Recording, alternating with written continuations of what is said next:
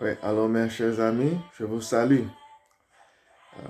Aujourd'hui, j'aimerais juste partager avec vous mes pensées au sujet concernant la mort et le néant.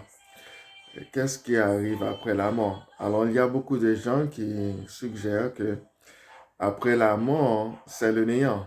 C'est-à-dire que rien n'existe après la mort. Euh, donc, l'homme, l'être humain, devient juste une poussière. Et il y a d'autres choses que ça. Que c'est la vie, et puis après la vie, c'est la mort, et puis après la mort, il n'y a rien du tout. Et cette manière de penser, cette notion, ce n'est que mensonge. Parce que si vous apprenez bien que le corps, c'est seulement une partie de l'être humain. L'être humain consiste de trois parties. Il y a le corps, l'âme et l'esprit.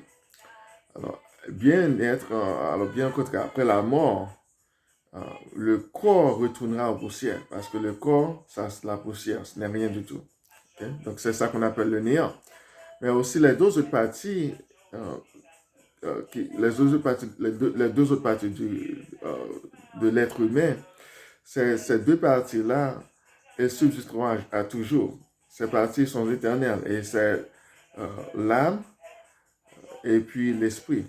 Alors, l'esprit, c'est le souffle que Dieu a soufflé dans l'être humain pour prendre la vie, pour devenir quelqu'un.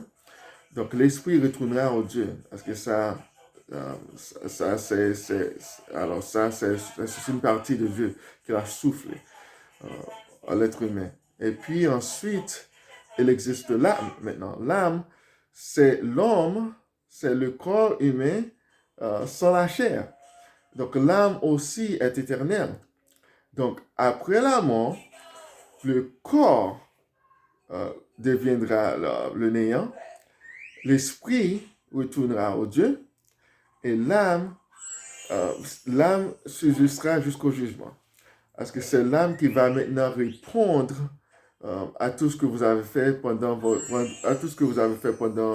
votre séjour sur la terre.